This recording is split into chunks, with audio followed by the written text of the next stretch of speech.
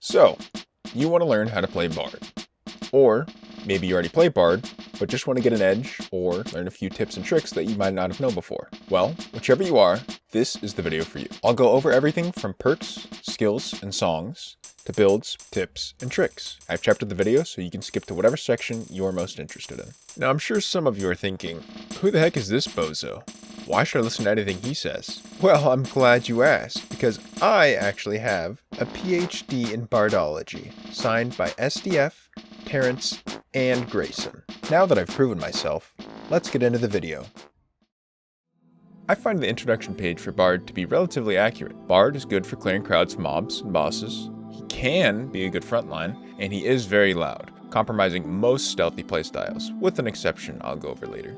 Bard has always been, and most likely always will be, a very strong class. They're great in solos and exceptional in trios. Similar to Cleric, Bard benefits from having more teammates because many of his strongest buffs apply to the entire party, but that's not to say he's weak when he's alone. In PvP, this class has what I'd like to call win conditions. What I mean by this is once this condition is met, you'll likely win the fight.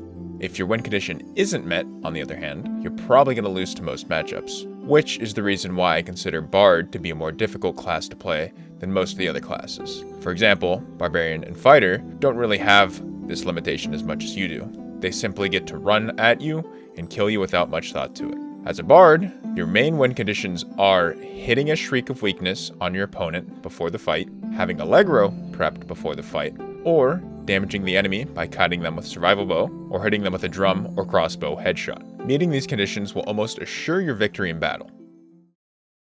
In this section, I'm going to go over the perks and skills and their viability. I'll discuss what perks to use together with what skills and songs in the build section later in this video. Charismatic Performance is the absolute must-have perk for all bards. At first, I thought it was a perk to help new players who had difficulty playing songs. However, it actually adds an even more skilled element to playing songs by allowing you to skip notes, hastening the overall play speed of the songs themselves. Typically, this perk allows you to skip 1 or 2 notes while playing the songs, some having more ideal notes to skip than others. Dancing Feet really isn't worth taking ever. It allows you to move 10 move speed faster while holding instruments. However, there's only a few scenarios where having additional move speed with instrument out is actually helpful. That being, trying to land a Shriek of Weakness during a fight, throwing drums at someone chasing you, or using your loot as a weapon. This might sound good, but Bard has other more valuable perks and one that pretty much does the same thing but better. Fermata also isn't really worth the slot. The 5 resourcefulness the perks gives you is nice because some Bard buffs' duration scales with resourcefulness. However, some of his most influential buffs, those being Allegro and Accelerando, don't scale with it. This is sort of a quality of life perk that makes it so you don't have to rebuff as often and have faster interaction speed, but ultimately isn't worth taking. Jolly Time, aka Better Dancing Feet, is an incredible perk that gives you 10 move speed and 5 health, plus whatever physical healing rules you have on your gear, instantly after drinking ale. This perk allows for quick resets during fights, giving you the upper hand in sustainability. Having an additional 10 move speed during fights is also super helpful for spacing and kiting. The only downside of this perk is that if you're caught off guard or landmine, it doesn't really provide you with any value. Lore Mastery, aka Worse Fermata, is something you should never take. It essentially gives you 5% more regular interaction speed than Fermata does, but without the benefit of having the increased buff duration. Melodic Protection is another perk that just isn't worth using. The 30% PDR might sound nice, but you shouldn't ever be playing a song while somebody's attacking you in the first place. If it was like Dancing Feet, where you got the PDR while simply holding the instruments, it might be nice to run with a build where you're using the loot as your main weapon. Rapier Mastery is a must-run perk if you're using the rapier. If not, it's useless. The 2 additional weapon damage and 5% action speed make using the weapon feel a lot nicer and increases your overall DPS. Reinforced Instrument, my beloved. This is probably my favorite Bard perk, so there's a bit of bias. 50% increase in fizz power while holding instruments turns drums into mini nukes and your loot into the baseball bat from Smash. Watch your enemies turn around and cower after you give them a lobotomy with a drum to the front of their dome. Truly a must-have perk for any solo Bard. Storyteller is a great perk, depending on your team comp. While being almost useless while running with melee classes, it can help a caster squad immensely. The 3 additional Knowledge and Will help your casters cast faster and dish out more damage, while the Knowledge also allows you to invest in other stats with your gear. This perk is almost never worth running solo, however. 3 Knowledge just isn't worth the slot. Superior Dexterity is another must-have perk. Being able to swap between weapons and utility 50% faster makes handling all your instruments a lot easier and makes playing songs quicker because you swap faster. It also allows for some cheeky turn and burns when enemies are chasing you, allowing you to quickly turn the tide of the fight. Unfortunately, Wanderer's Luck isn't worth the slot. It gives you 50 luck, but you can just get that from a Potion of Luck or a single roll in a necklace. What this perk provides just isn't enough to make it worth bringing. Finally, War Song. I would almost put this in the must-have tier, but if you're running a caster comp, I'd probably just take Storyteller instead. The 3 additional weapon damage this perk gives you is insanely valuable for melee comps, or even if you're solo. It also makes killing bosses in PvE in general a lot quicker. Now onto skills. Unfortunately, Bard doesn't really have many options when it comes to skills, so let's go over them real quick. Dissonance is almost never worth taking, Arena being the only exception. The 3-second silence is nice, but there's a song that does the same thing for a second and a half, and you get to play 4 other songs. The only reason I'd say it's situational in Arena is because oftentimes you won't be able to play all your buffs before the round starts. Encore is a joke and a noob trap. Losing 5 songs for the ability to play 1 song perfectly is laughable. Oftentimes, this will actually make playing the song even slower than if you were to skip notes using the Charismatic Performance perk. Never use this skill. Music Memory 1 and 2 is what you'll always be running. Bard is best with 10 songs, and that's just reality. No skill can provide as much value as 5 songs. And party time. What can I say? You get rid of the drunk effect? Cool, I guess. How often do you even drink ale in this game? Like, never? I guess it has collusion with Jolly Time, but again, 5 songs are just too valuable. Never use this skill. In this section, I'll go over all the songs, their viability, applicability, and the best way to note skip them as well. I'll only be putting 5 songs in the must-take category because that's all that fits on a single music memory wheel. I know 10 songs can be a bit overwhelming for some newer players, and if you want to run a dissonance build, you'll know which 5 songs to bring. Accelerando is an incredible song. Increasing you and your squad's move speed by 15 for 8 seconds can help you push through tough choke points or chase teams that are fleeing. However, I don't find this song to be particularly good in solos. It's good to close distance quickly, but it takes too long to play to use it effectively. The distance lost while playing it almost outweighs the distance gained by the increased move speed. Allegro would be a must-take if I wasn't limiting it to only 5 songs. This pretty much doubles most melee characters' attack speed, also effectively doubling their DPS. It increases casting speed, so it's useful for casters too. You want to play this before every fight you can, whether you're solo or with a squad. It makes a huge difference. I'll also typically play this song when I think somebody's near me, but I can't see them, or I'm pushing into an area that's been cleared by somebody else in case they're waiting to ambush me. Beats of Alacrity is a song that I always take. 9 move speed is massive for such a low memory cost. Only downside is the self buff and won't apply to teammates. Din of Darkness is a very situational song. Once you play the song, you will channel it for an additional period of time, doing magic tick damage around you. This is typically used to check rooms when you think there's a landmine rogue, or a team using Invis Pots or Song of Shadows. This is a pretty good song to use when rogues are meta. Rousing Rhythms is a song you can't skip out on. 2 all-ats to your entire party with infinite uses and a 2-minute base duration? It doesn't get much better than that.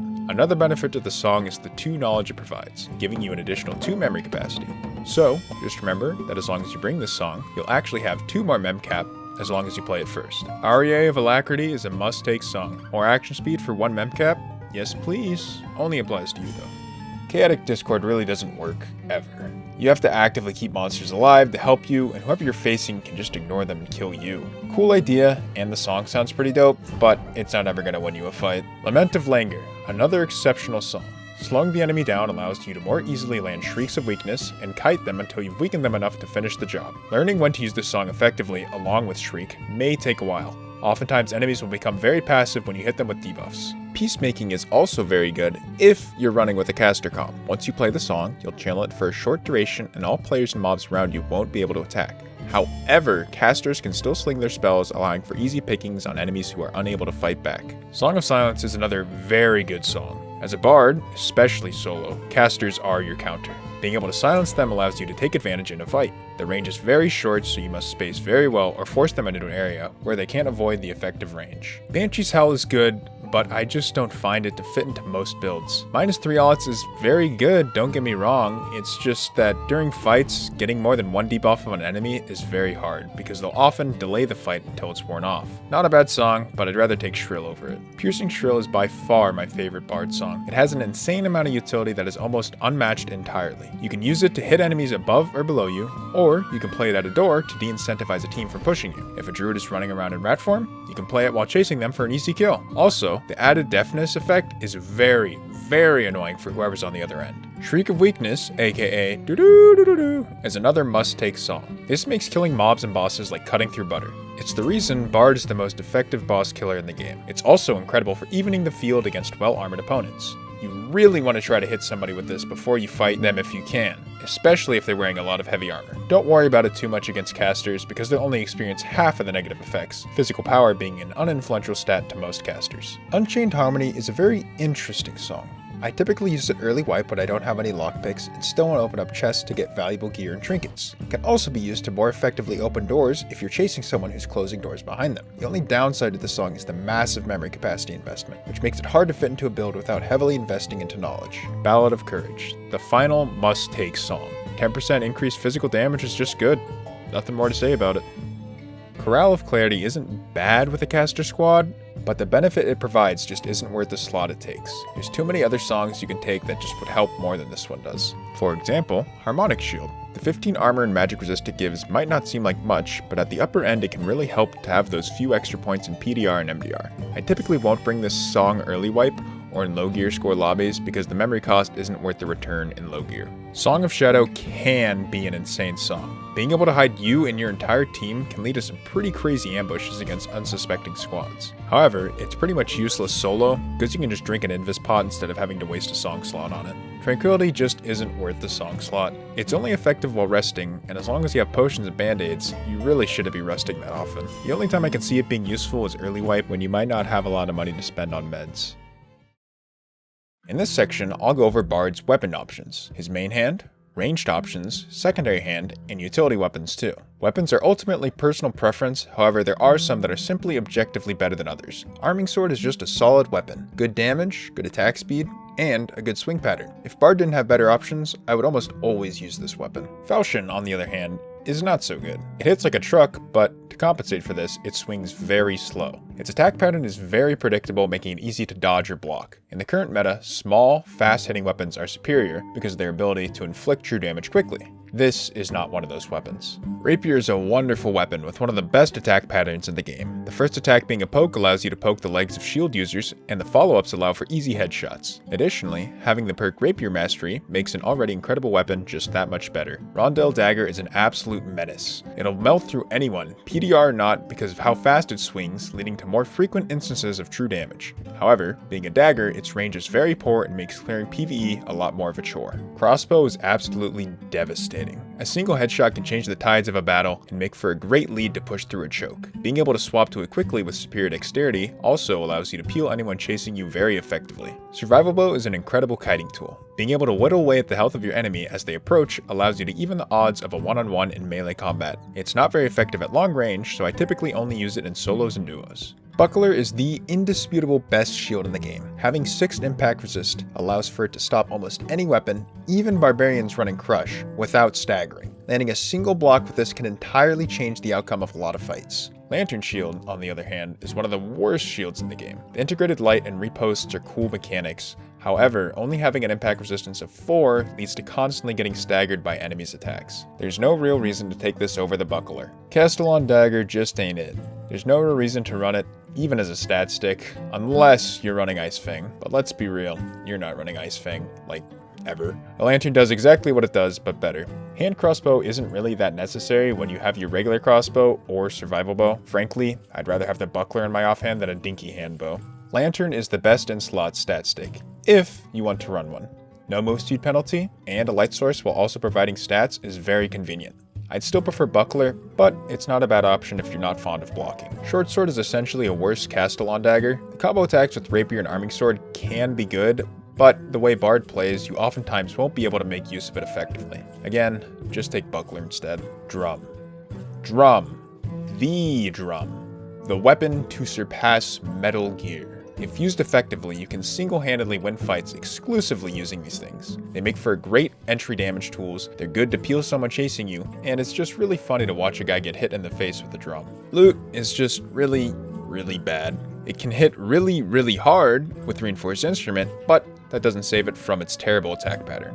Because it's so broad, the horizontal swing will often hit opponent's shoulder when aiming for their head, resulting in reduced damage overall. It's also incredibly predictable, making it easy to block or dodge. Francesca axes and throwing knives are another utility weapon option, but as a bard, you really don't have room for them on your utility belt, and drums are just a superior version. In this section, I'll be going over my 3 main builds: an early wipe / sub 25 gear score build, my preferred solo build, and a trios / arena build. I'll let you know what I think are must-haves and what you can swap out for personal preference at the end of each build segment. Now onto the first build. This will be the early wipe, or under 25 gear score, or looking to get loot build. Alright, so first perk you're going to take is charismatic performance. Next you're going to want to get superior dexterity. Then you're either going to want to get war song, or if you found a good rapier, go ahead and use rapier mastery. And then lastly, you're going to run rapier mastery. For your skills, of course, you're going to be running spell memory or music memory for bard. Next, for the songs, we're going to be running rousing rhythms, beats of alacrity, shriek of weakness, unchained harmony, ballad of courage, tranquility, aria of alacrity, and lament of languor. And the spell memory isn't going to be an issue, remember, because we get 2 from rousing rhythms, and an additional 2 knowledge from our loot when we have it out. And lastly, our base gear from Squire. The weapon, we're going to start out with rapier and a buckler, as well as a crossbow secondary. And for our drip, we're going to be running leather cap, wondrous attire, cloth pants, leather gloves, and adventure boots.